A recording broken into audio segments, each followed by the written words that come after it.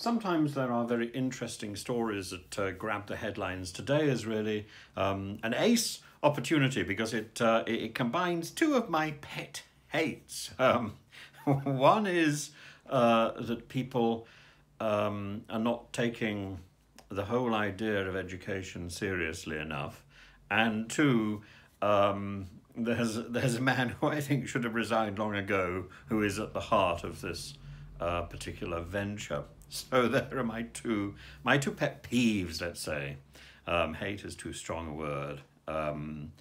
And what's extraordinary about people, particularly in public life, who one dislikes, is when you actually meet them, they're really rather charming. And you think, oh, why didn't I see this? Why didn't I see that Gavin Williamson was really quite a nice man? Well, there we are. We wait for that pleasure. But today there's an announcement that again, after an incredibly brief consultation period, it started at the end of March, and with some very positive and laudable aims. The aim particularly was to increase vocational training and to promote technical qualifications. Superb. But the result and the headline that dominates is that there's going to be a 50% reduction in funding for grants for subjects which are arts-based and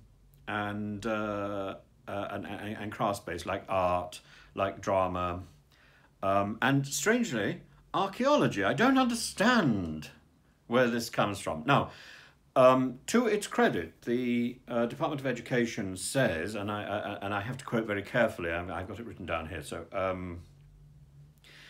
this only affects a small proportion of the income of higher educational institutions.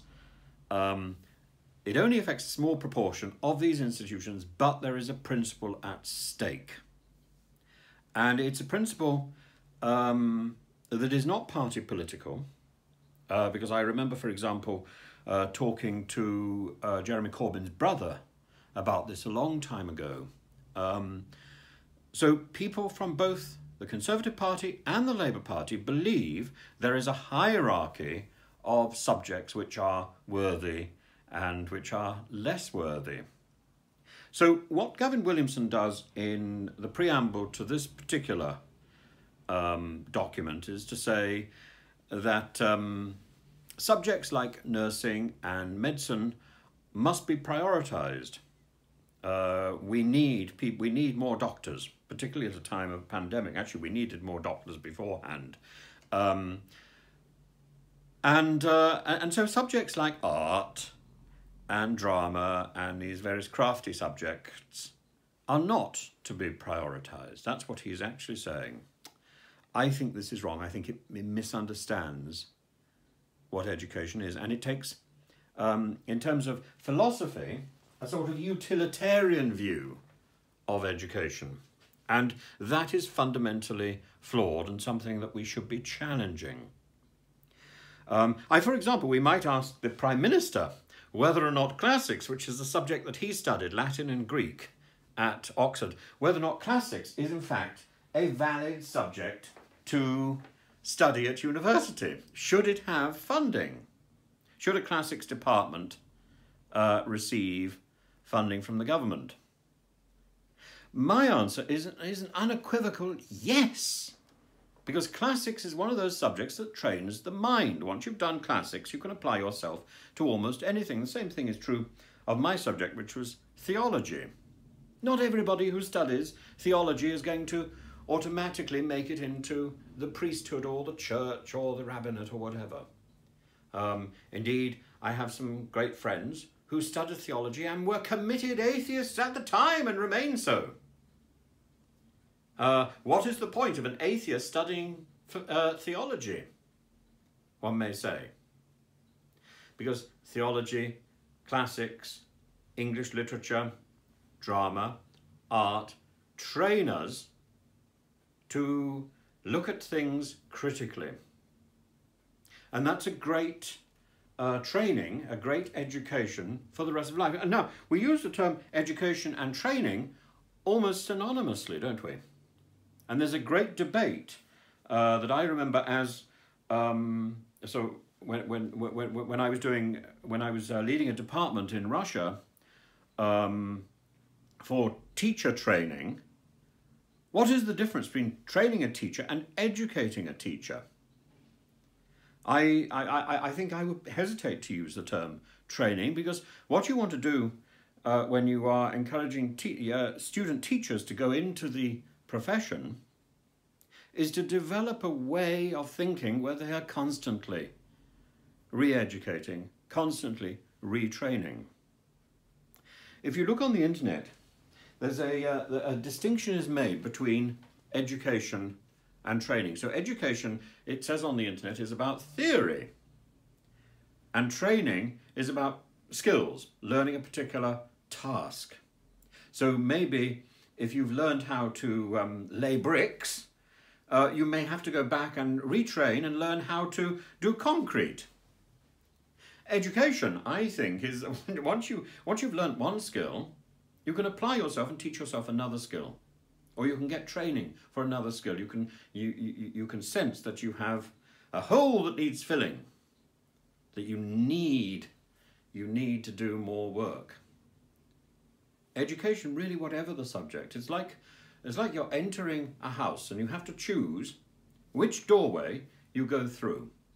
Is it the doorway marked mathematics? I can think of no subject which is more valuable than mathematics, but mathematics, it has a very limited utility at a higher end.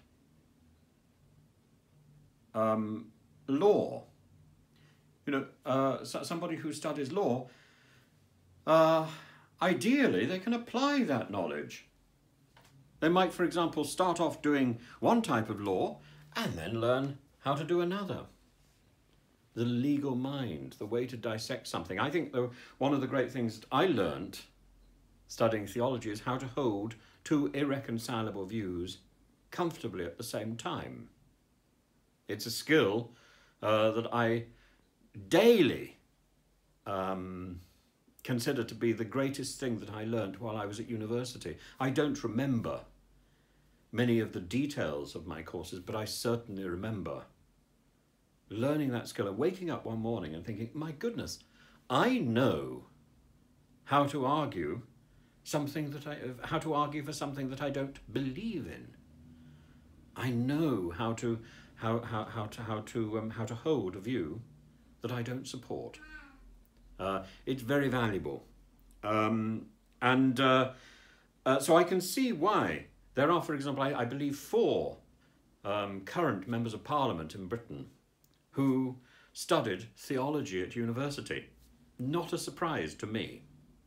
In the same way, it's not a surprise to me that somebody who studied classics ends up as our Prime Minister.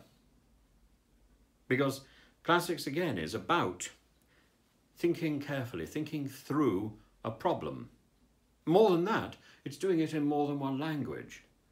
And anybody who's mastered more than one language knows that suddenly this is not a cushion. This has many other names in other languages, and so it becomes a concept rather than a noun. This is very valuable. So Gavin Williamson's approach, I mean, he is probably the most accident-prone minister that we've got in the government at the moment, with probably the exception of Priti Patel. This is a man who I have been arguing should have resigned so many months ago, so many years ago, really. He's a man, chaos clings to him.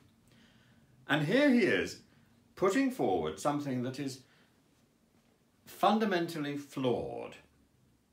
We can see where he wants to go, but good intentions, that's the way to hell. So a 50% cut to arts funding. this is derisory and divisive. It tells us that the arts are not important at a time when the arts is struggling to survive, when the arts is struggling to reform. It's the same sort of nonsense that we get if we look at the union that represents people in the theatre, actors.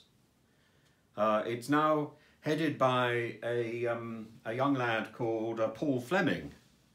And one of his first actions was to disband the regional headquarters in Scotland and in Northern Ireland. So everything is now controlled from London at a time when we are trying to be more regional. This makes no sense. This makes absolutely no sense. We should be reaching out. We should be consistent in what we're trying to do. And now is not the time to be making great political statements. Now is the time to be consolidating and repairing the damage of the last 2 years of the pandemic. We shouldn't be cutting budgets willy-nilly simply because something isn't popular or worthy, or snobbery has taken hold of our value system.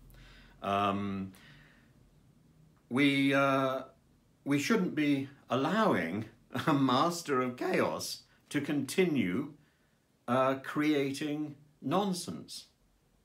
We should, however, be encouraging technology.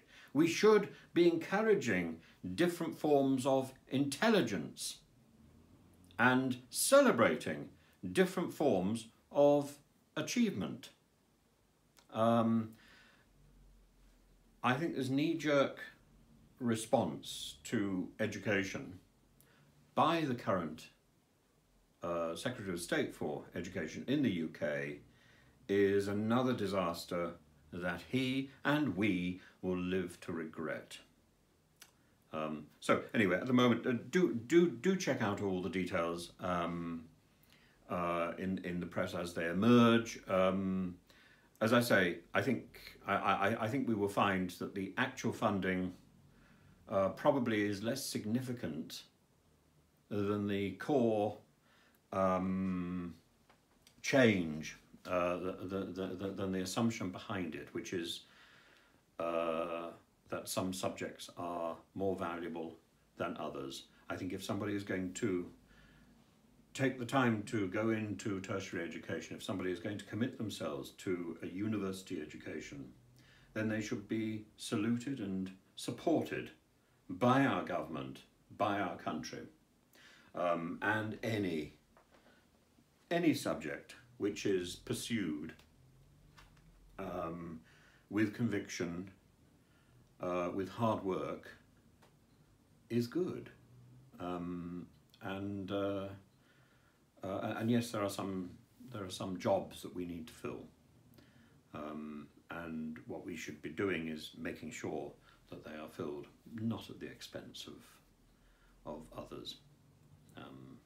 So there we are. Anyway, as I say, a minister with a sorry history and with a lot of knee-jerk responses.